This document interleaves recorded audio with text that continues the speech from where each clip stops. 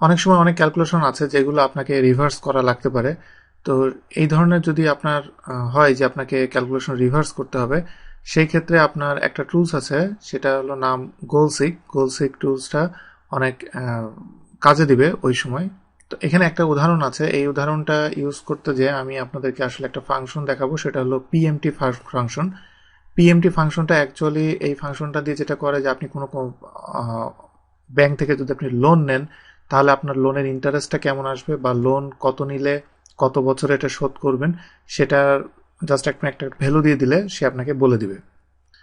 তো আমি প্রথমে যেটা করব, এখানে দেখেন যে একটা ফার্নিচার ম্যানুফ্যাকচারিং কোম্পানি, তারা প্রথমে একটা নতুন কোম্পানি দিতে যাচ্ছে। তো তারা একটা লোন যদি নেয়, লোন একটা ব্যাংকের কাছ থেকে $100,000 এই লোনটা নিবে, এবং এটার ইন্টারেস্ট রেট 6% এবং ইন্টারেস্ট এবং ইয়ার হলো 10 বছরে তারা এটা শোধ করবে।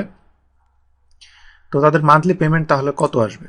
তো এটার জন্য আমাকে ওই পিএমটি ফাংশনটা ইউজ করতে হবে। তো পিএমটি ফাংশনটা ইউজ করলে এখানে দেখেন প্রথমে রেট দেখাচ্ছে।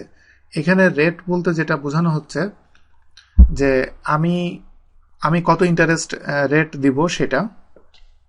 যেমন ইন্টারেস্ট রেটটা আমি এখান থেকে সিলেক্ট করলাম, কিন্তু ইন্টারেস্ট রেট এটা হলো পার অ্যানাম, মানে এক বছরের জন্য। সেহেতু আমি যেহেতু পার মান্থলি পেমেন্ট হিসাব করছি, এখানে দেখেন মান্থলি পেমেন্ট, অবশ্যই এটা আমি 12 দিয়ে ডিভাইডেড বাই করব। করার পর ইকুয়াল দেবো। ইকুয়াল দেওয়ার পরে এখানে দেখা যাচ্ছে যে এন পার মানে হলো যে এখানে আমার ইয়ার কত, 10 ইয়ার। 10 ইয়ারটাকে আমি মাল্টিপ্লাই করব 12 দিয়ে, টোটাল যেই মান্থ যেটা, সেই মান্থটা। এরপরে আমি ইকুয়াল দিয়ে আমি টোটাল কত লোন নিতে যাচ্ছি সেই লোনটা আমি এখান থেকে সিলেক্ট করব।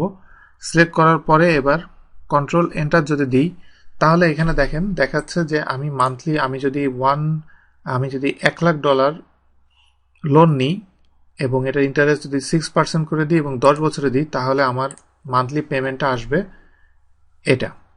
তো যদি এমন হয় যে না, কোম্পানির পক্ষে এটা অ্যাফোর্ড করা একটু ডিফিকাল্ট, কোম্পানি 1,000 করে যদি পে করতে যায়, তাহলে সে ম্যাক্সিমাম কত লোন নিতে পারবে এই রেটে।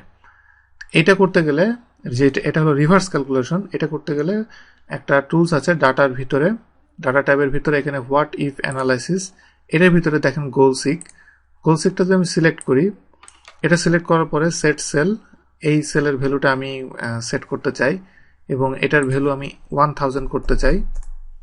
এবং 1000 করার পরে বাই চেঞ্জিং সেল, এখানে এই তিনটার উপরে এই ভ্যালুটা নির্ভর করছে। আমি যদি লোনের যে ঘরটা এটা আমি সিলেক্ট করার পর আমি যদি ওকে দিই, তাহলে দেখেন যে এখানে কিন্তু চেঞ্জ হয়ে গেছে এবং এখানে এটা দেখাচ্ছে যে আমি যদি 1000 করে পে করি, তাহলে ইন্টারেস্ট রেট এবং ইয়ার যদি ঠিক রাখি, তাহলে সেই ক্ষেত্রে আমার লোন 1 লাখ না হয়ে আমাকে $90,000 আমাকে লোন দিবে। এভাবে এরপরে আমি যদি এটা ওকে দিই, তাহলে এটা অ্যাকসেপ্ট হয়ে যাবে। বাট আমি যদি দেখেন যদি ক্যান্সেল দিই, তাহলে আগের ভ্যালুতে চলে যাবে।